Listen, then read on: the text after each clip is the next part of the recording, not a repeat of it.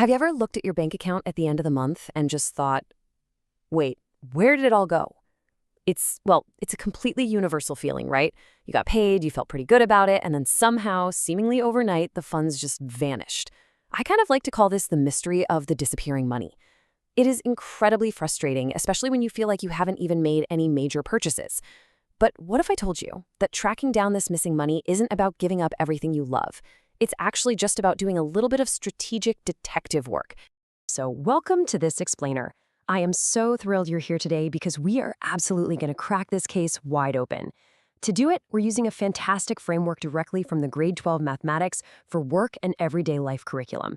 This material is literally designed to prepare students for the financial realities of living independently, and it is packed with the exact tools we need to figure out what's draining your account.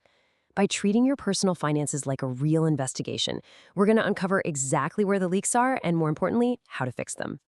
Okay, let's quickly dive into our roadmap for today. First up, the missing money mystery, then categorizing your spending, followed by the discretionary spending trap, how budgets reflect your values, and finally, adjusting for long-term goals. All right, part one, the missing money mystery. Let's look at understanding your financial responsibilities. When you transition to living independently, you gain a massive amount of freedom. But with that freedom comes some pretty significant financial implications. You are now entirely responsible for ongoing living expenses: accommodation, hydro, cable, telephone, internet, groceries, transportation, the whole shebang. And with all these different costs hitting your account at totally different times of the month, it is so incredibly easy to lose track of the big picture. Which brings us to our primary investigative tool. Now, I know, for a lot of people, the word budget sounds like a financial straitjacket, but I want you to completely reframe how you think about it. As we can see here, a budget is not a restriction. It's an investigative tool to track expenses and manage your independence. It gives you the visibility you actually need to see exactly what is happening with your hard-earned cash. So, to build this tool effectively, we have to understand the different types of expenses we're dealing with. Moving on to Section 2, categorizing your spending, where we'll be identifying different types of expenses. So the very first big division we need to make is between discretionary and non-discretionary expenses. On the non-discretionary side, well, these are your absolute must-pays. You really don't have a choice here. If you want to maintain your accommodation and your health, you absolutely have to pay for things like rent, groceries, utilities, and any loan payments. Now, on the flip side, your discretionary costs are the fun stuff. These are the things you choose to buy but don't strictly need to survive, like entertainment and vacations. Understanding this fundamental difference between what you want to buy and what you absolutely must pay for is step one. But the curriculum takes it a layer deeper. Because even within your must-pays, your non-discretionary expenses, there's a split. We have fixed versus variable.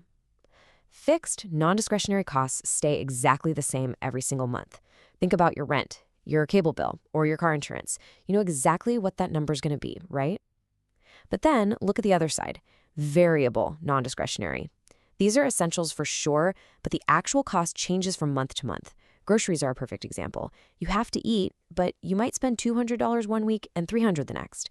Clothing and vehicle maintenance fall in here too. I mean, you have to fix your car when it breaks down, but you never really know exactly when that's going to happen or how much it'll cost you. Which leads us right into Section 3, the discretionary spending trap. This is all about finding exactly where the money hides. If we look at how a typical monthly budget breaks down, we've got our fixed non-discretionary slice. That's the rent and insurance. We have our variable non-discretionary, the groceries and maintenance. But I want you to focus your attention entirely on that third slice, the discretionary spending. Because discretionary expenses are highly variable by nature, this slice of the pie is really where the vast majority of your missing money is hiding. It expands and shrinks based entirely on your day-to-day choices. And let me tell you, without tracking, it tends to expand rapidly. Why does it expand so fast? Well, it comes down to a very specific number: thousands. This represents what we call the leaky bucket metaphor. You see, the mystery of the disappearing money is almost never solved by finding one giant mistaken purchase. Instead, it's more like your account is being drained dry by thousands of tiny, untracked, variable discretionary expenses. It's the constant shopping for things you don't really need, the daily recreational activities, the extra entertainment costs. $5 here, $20 there. Individually, they feel like absolutely nothing. But combined, they are a massive leak in your financial bucket. literally draining thousands of dollars over the course of a single year. All right, let's shift gears to Section 4. Budgets reflect your values. This is where we talk about achieving true personal empowerment. Now, what's really fascinating here is that the curriculum text notes something super interesting. Budgets can reflect personal values. Think about that for just a second. If a total stranger looked at your bank statement right now, what would they think you value most? Would they see a solid commitment to family, your community, or maybe a long-term savings goal? Or would they just see a lot of random untracked shopping and entertainment? Your budget is literally a mirror of what you care most about in life. So when you categorize your expenses, you aren't just doing math, you're actually checking to see if your spending aligns with your real, actual priorities. So the crucial point is this.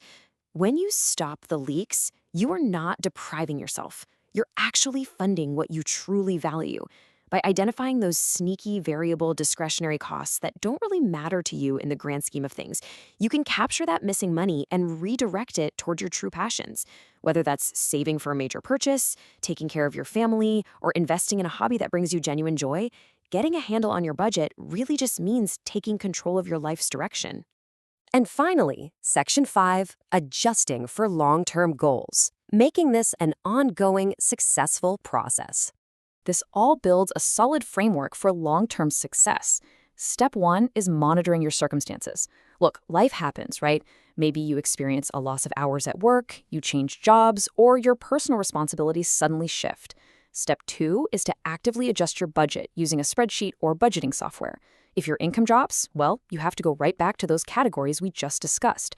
Your fixed, non-discretionary expenses, like rent, they aren't going to change, so you have to squeeze your variable and discretionary spending to compensate. And step 3? That's where the magic happens. Achieving those long-term goals or major purchases. By continually monitoring and adjusting, you ensure that temporary setbacks don't completely derail your master plan. We have covered a ton of ground today. We've defined our must-pays, split our fixed and variable costs, and exposed that sneaky discretionary spending trap that slowly drains our accounts. We've also learned that by tracking our money, we're actually aligning our spending with our deepest personal values. So I want to leave you with one final provocative thought. What big goal are you delaying for a daily convenience? Really, what major purchase, what long-term dream is being slowly leaked away by untracked variable spending? Find that leak, patch it up, and start funding your future today. Thanks for joining me on this explainer, and hey, happy budgeting!